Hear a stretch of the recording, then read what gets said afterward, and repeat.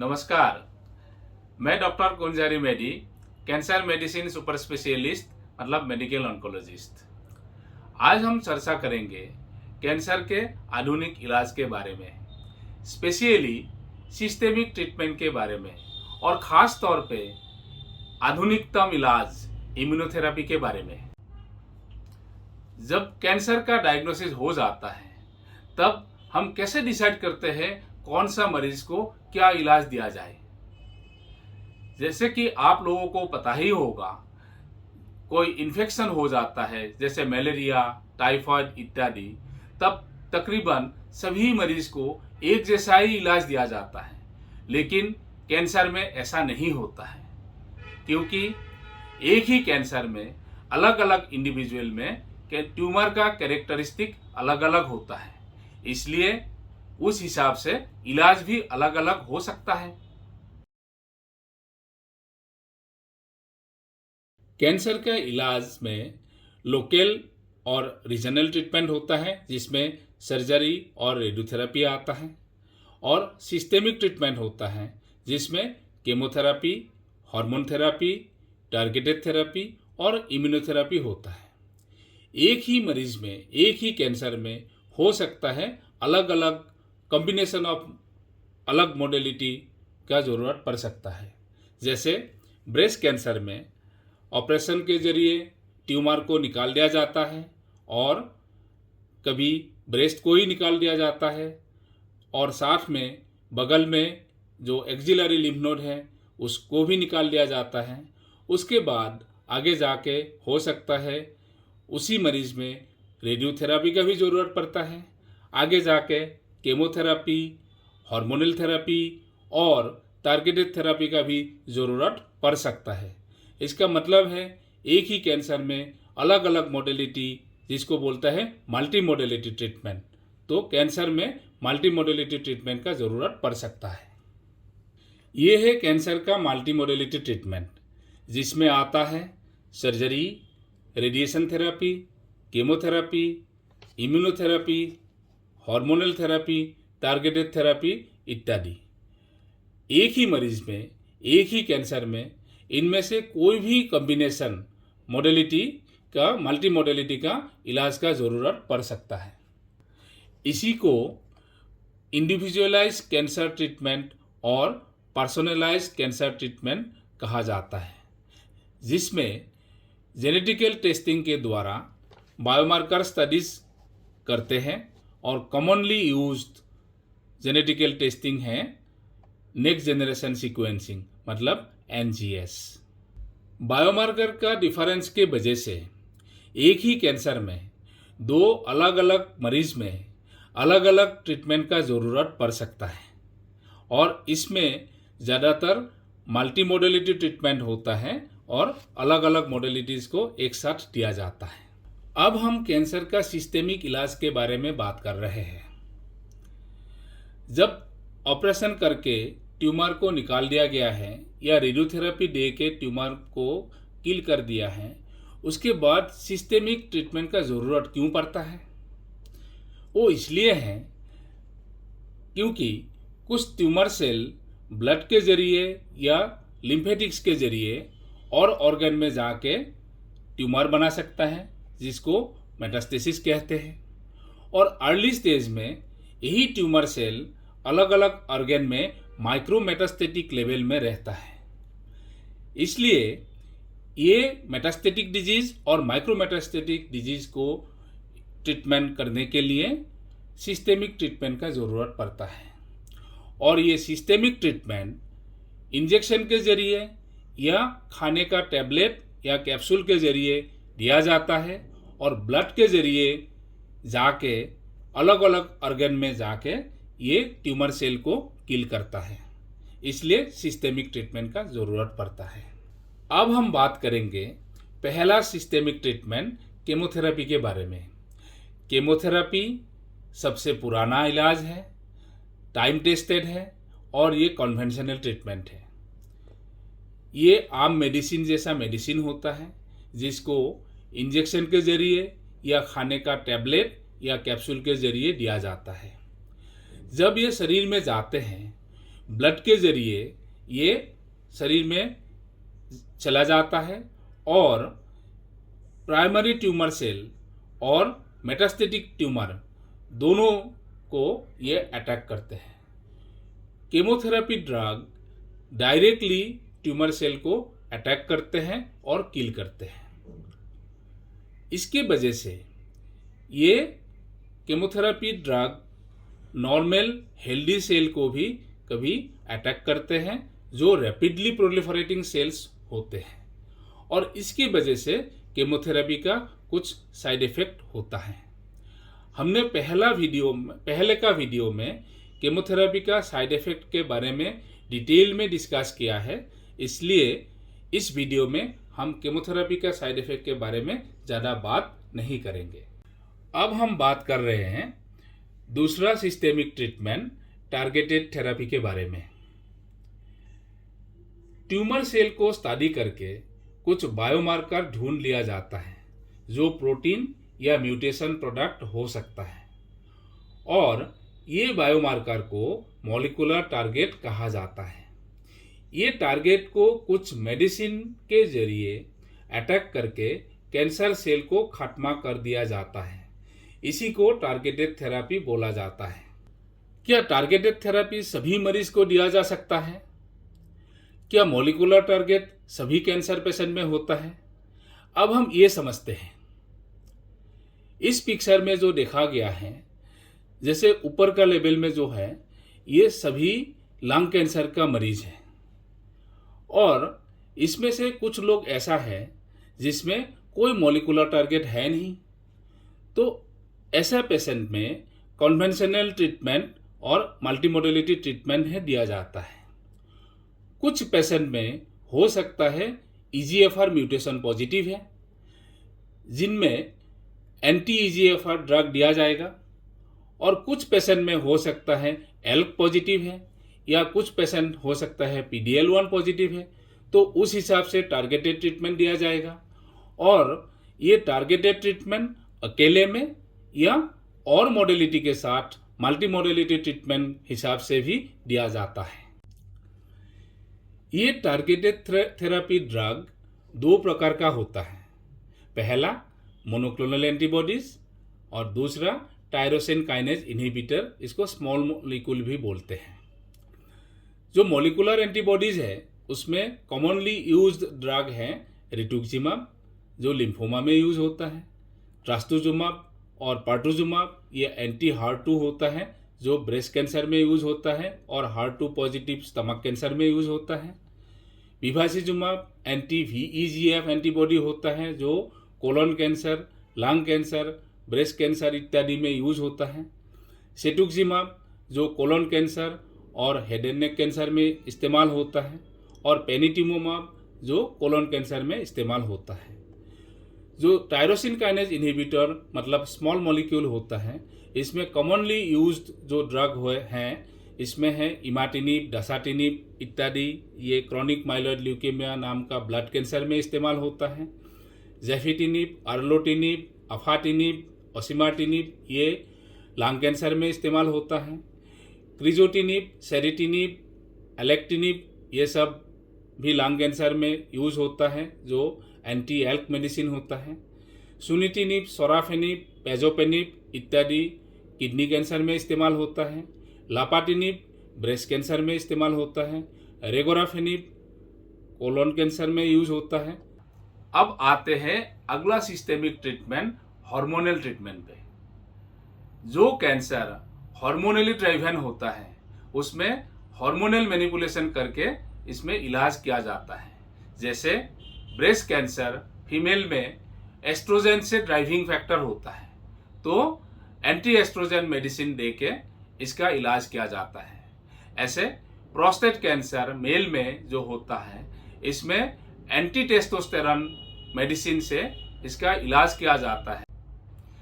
अब आते हैं सबसे आधुनिकतम सिस्टेमिक इलाज जो सबसे ज़्यादा चर्चा में है, वो है इम्यूनोथेरेपी। इम्यूनोथेरेपी क्या होता है? इम्यूनोथेरेपी में मेडिसिन के द्वारा बॉडी के इम्यून सिस्टम को एक्टिवेट करके इम्यून सेल द्वारा कैंसर सेल को खत्म कर दिया जाता है। कैंसर इम्यूनोथेरेपी किस किस प्रकार का होता है? इम्यून चेकपॉइंट इनहिबिटर्स, जिसके बारे में आज मैं बात कर रहा हूँ, ये सबसे ज़्यादा इस्तेमाल हो रहा है और इसके बारे में ज़्यादा इन्फॉर्मेशन अवेलेबल है। इसके अलावा कुछ और इम्यूनोथेरेपी है जो CAR T सेल है, कुछ कैंसर वैक्सीन है और इसके अलावा और बहुत cancer immunotherapy system research level में है और कुछ क्लिनिकल यूज में भी है। अब हम ये जानेंगे जो immune checkpoint inhibitor cancer immunotherapy है ये कैसे काम करता है। जो टी सेल इम्यून सेल होता है हमारी बॉडी में, ये पुलिसमैन का काम करता है। जैसे कोई भी बैक्टीरिया या वायरस हमारे शरीर में अंदर आते हैं, ये टी सेल्स इसको रिकॉग्नाइज करता है, पहचान लेता है और इसको किल कर देता है। जो कैंसर सेल है ये हमारी बॉडी से ही आता है, तो इसलिए टी सेल इसको रिकॉग्नाइज नहीं कर पाता है हार्मफुल बोल के, तो इसलिए ये किल नहीं कर सकता है। और इसका कारण है ये टी सेल और कैंसर सेल के बीच बातचीत होती है और इसमें PD-L1 PD-1 ये मटेरियल इस्तेमाल होता है और इसके वजह से टी सेल इनएक्टिव रहता है और इसको कैंसर सेल को रिकॉग्नाइज नहीं कर पाता है।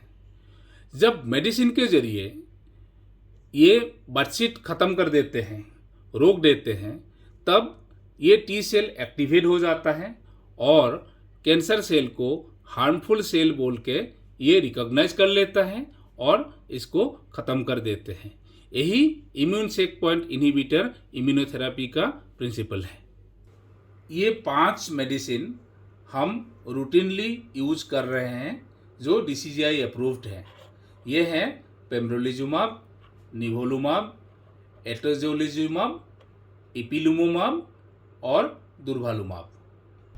क्योंकि इम्यूनोथेरेपी सबसे नया मॉडलिटी है, सबसे रिसेंट है, जो पिछला 4-5 सालों में प्रैक्टिस में आया है, हर जगह पे ये चर्चे में है और इसके बारे में लोगों के बीच बहुत कन्फ्यूजन है, बहुत सवाल है और गलत फहमी भी बहुत है।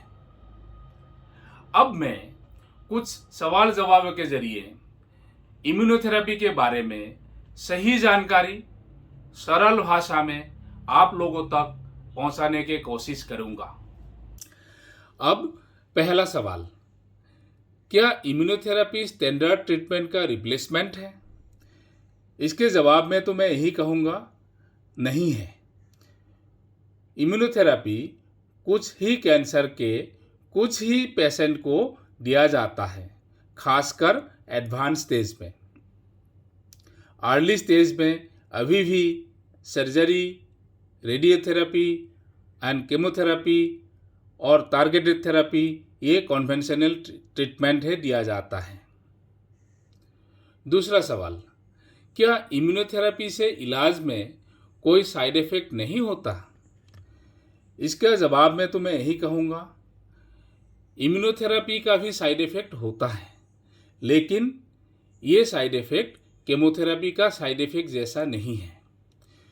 जो इम्यून चेकपॉइंट इनहिबिटर इम्यूनोथेरेपी है, इसमें ओवर एक्टिव इम्यून सिस्टम के वजह से कुछ साइड इफ़ेक्ट होता है, जिसमें से कॉमनली सीन साइड इफ़ेक्ट है कोलाइटिस, जिसकी वजह से डायरिया होता है, न्यूमोनाइटिस, हाइपोफाइसाइटिस मतलब hormonal imbalance, skin rashes and कभी कभी जॉइंट पेन भी होता है। तीसरा सवाल, क्या इम्यूनोथेरेपी का प्रयोग कैंसर के किसी भी स्टेज में और किसी भी कैंसर में किया जा सकता है? इसका जवाब है, एडवांस स्टेज में जिन कैंसर में स्टैंडर्ड ट्रीटमेंट से इलाज करना आसान नहीं होता, ऐसे केसेस में इम्यूनोथेरेपी यूज किया जाता है, खास तौर पे जिसमें बायोमार्कर पॉजिटिव होता है। आमतौर पे बायोमार्कर टेस्ट किया जाता है PDL1 और MSI MMR के लिए, और बायोमार्कर के लिए रिसर्च चल रहा है, और इनके पॉजिटिव होने से इम्यूनोथेरेपी ट्रीटमेंट से फ़ायदा होने का संभावना बढ़ जाता है। ऐसा देखा गया, जो PDL1 हाई पॉजिटिव होता है लंग कैंसर में, तो ऐसे केसेस में केवल इम्यूनोथेरेपी से भी इलाज किया जाता है, और जब PDL1 लेवल लोअर लेवल में पॉजिटिव होता है, ऐसा केसेस में स्टैंडर्ड केमोथेरेपी के साथ immune check point inhibitor immunotherapy से लंग कैंसर का इलाज किया जाता है। और कुछ कैंसर में इम्यूनोथेरेपी यूज होता है, जिनमें आता है kidney cancer, urinary bladder cancer, colon cancer, breast cancer, head and neck cancer इत्यादि। अब चौथा सवाल, क्या इम्यूनोथेरेपी केमोथेरेपी से बेहतर होता है? इस सवाल का जवाब तो सरल नहीं है। इम्यूनोथेरेपी हर केस में नहीं दिया जा सकता है, और अर्ली स्टेज में जो स्टैंडर्ड मल्टीमोडेलिटी थेरेपी होता है, जिसमें कीमोथेरेपी भी एक हिस्सा है, वही स्टैंडर्ड ट्रीटमेंट होता है। एडवांस स्टेज में जिनमें बायोमार्कर पॉजिटिव होता है और आपको केमोथेरेपी और इम्यूनोथेरेपी में से चूज करने का ऑप्शन रहता है, तब इम्यूनोथेरेपी का कुछ एडवांटेज देखा गया है, क्योंकि केमोथेरेपी ट्यूमर सेल को डायरेक्ट अटैक करता है और कुछ नॉर्मल सेल का भी नुकसान होता है, लेकिन इम्यूनोथेरेपी में ऐसा नहीं होता है, इसलिए साइड इफेक्ट केमोथेरेपी जैसा नहीं होता है। दूसरा, इम्यूनोथेरेपी इम्यून सिस्टम को एक्टिवेट करता है, इसलिए पोस्ट ट्रीटमेंट प्रोटेक्शन रहता है। मतलब इम्यूनोथेरेपी बंद करने के बाद भी कुछ समय तक उसका असर रहता है, जो केमोथेरेपी में नहीं होता है। केमोथेरेपी में कोई पोस्ट ट्रीटमेंट। अब पांचवा सवाल, क्या इम्यूनोथेरेपी ट्रीटमेंट इम्यूनोथेरेपी स्पेशलिस्ट के द्वारा इम्यूनोथेरेपी सेंटर में ही होता है?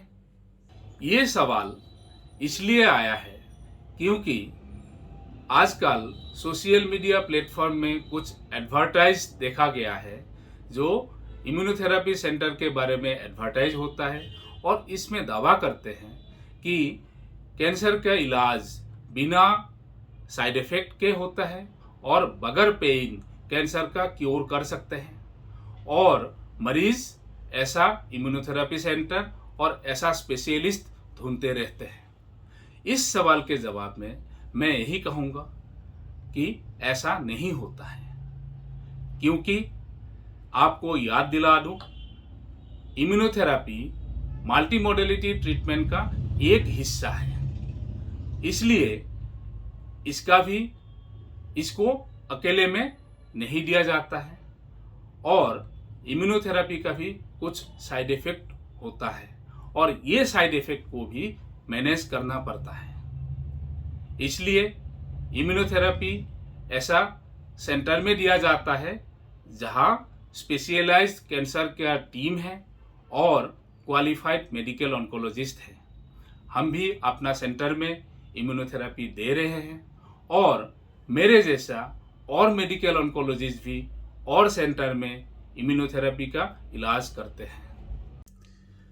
अब आते हैं आखिरी सवाल पे, क्या इम्यूनोथेरेपी एक मिराकल मेडिसिन है जिससे कैंसर पूरी तरह से ठीक हो जाती है और वापस नहीं आती? इस सवाल के जवाब में तो मैं यही कहूँगा, अभी ऐसा सोचना जल्दबाजी है, क्योंकि रिसर्च चल रहा है, बहुत क्लिनिकल ट्रायल भी चल रहा है, जिसका रिजल्ट आना बाकी है।